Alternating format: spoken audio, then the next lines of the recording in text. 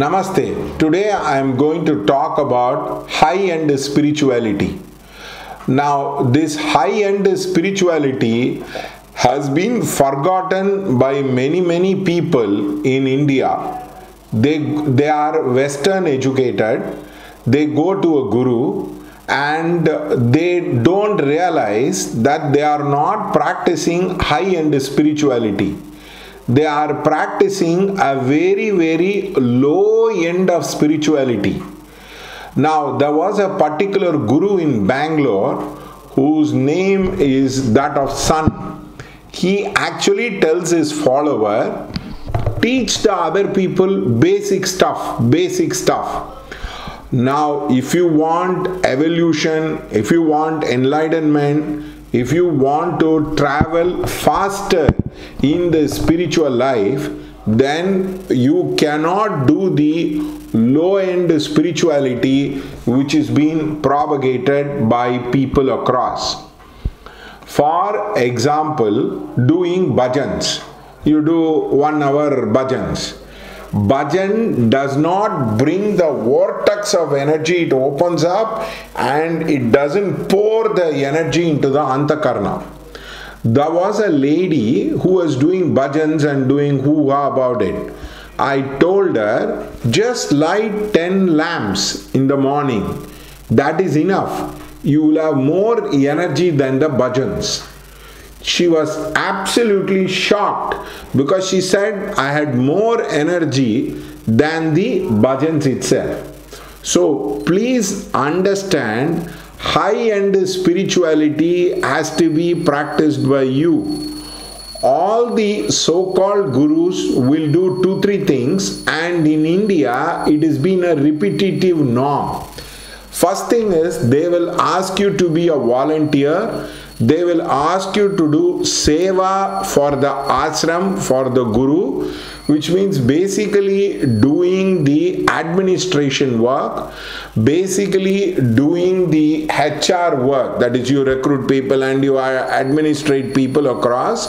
That is the work for which they take volunteers across. The second thing is, they go on giving discourse about this and that. Now, discourse is okay, but discourse should lead to practice. Theory should lead to practice. And it is like an athleticism.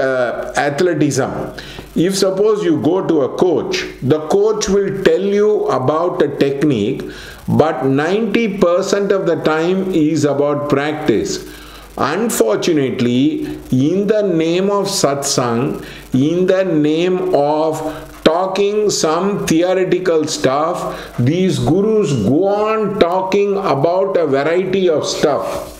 Now, which is not practically solvable. For example, I know there are people who have worked with the soil conservation. I have made an afforested area into a forest. I have known people who have bought organic farming to 200-300 farmers. I have known people who bring about dramatic change in the seed and the implementation method. But there is a guru who talks about soil conservation because he goes in a Ducati bike and he travels from London to Chennai. It does not mean anything to do with the spirituality. It is to do with working with the farm, and the followers has to give money and all the thing. It just is total useless effort. But for the sake of publicity, because there was Milan Soman who drew the bicycle from Bombay to Pune, and that guru saw that there was a bus travel available from London to India, that guy started to do that. That is a low-end spirituality, is working with the farm. For example, if that guru were to teach Bhu Suktam, he were to teach Bhagya Suktam and make people chant, that is a high-end spirituality. So please understand the difference between the low-end spirituality and high-end spirituality. Now you go there and do seva, it is voluntarism, and you do some mild bhajans, and it is not going to change your consciousness. It is not going to change the karma. It is not going to open the antakarna, and the bridge of heavenly light is going to flow down. This is one of the biggest problem of the Indian spirituality. Satsang, bhajan, seva, it is more than enough. No, it is not enough. You need to do meditation for hours together. You need to use the theory to get yourself more into practice. For example, in Tibetan Buddhism, they don't allow you to sleep lying down. They make you sit down and make you sleep across. So that is the spirituality which is practiced by the Tibetan Buddhist. So that they do a 3-year retreat. They completely withdraw themselves from the world and then they do the 3-year retreat. In Vipassana, they make you do 10 days, 20 days, 30 days. They go on to do 90-day program. That is high-end spirituality. So please understand that doing some bhajans, doing some seva, that is administration work, or being a salesman, being an agent of the Guru is not going to make you spiritual across. And doing some basic yoga postures also will not be helpful to you. I have known yoga teachers who can do Mayurasan, who can do Ashtavakrasan, who can do Vishwamitrasan. All these people, that there was a question which was asked by me in the YouTube. He told that has nothing to do with enlightenment, that this thing marketing is about. The Guru says, I have no idea about scriptures, which means unread, uneducated guy who is trying to talk about spirituality is trying to make spirituality into a artha, into a business, into a way of money making, so you will be totally lost. So please understand, you need to use astrology for higher principles of spiritual endeavor. For example, the Tirthankar is born on a particular day, time, night. It's all astrological parameters which is used across.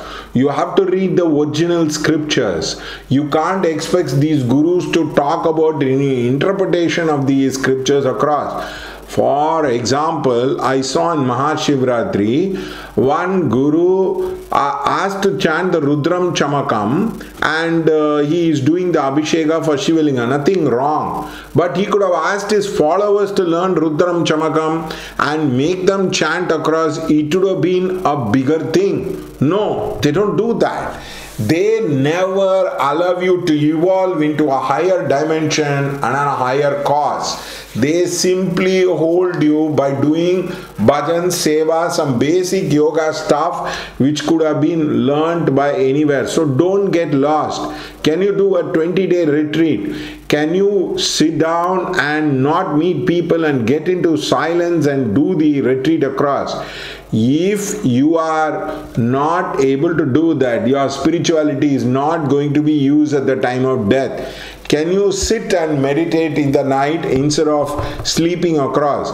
So please understand, this kind of low-end spirituality is not advocated at all. And this is what the mass is very, very interested. Now we teach Swara Yoga, we teach Karma Vipak, we teach the Mantra Shastra, how the mantra will have an impact, all, and manifestation using Kala Chakra, all the Swara Yoga, all those things are real high-end spirituality which is not available outside across. So please understand this basic level of spirituality. They can be popular, they can be well known, they can be understood. Just because you understand them, it does not mean that they have spiritual capacities across. So please understand, don't get lost in this spirituality which these people are propagating, and this is not going to work into your real-time life across. So please understand this and try to graduate yourself into high-end spirituality, high-end ways of doing things across, which will make a huge dent in the karma, in the resolution of karma, in the evolution of things across. Thank you so much.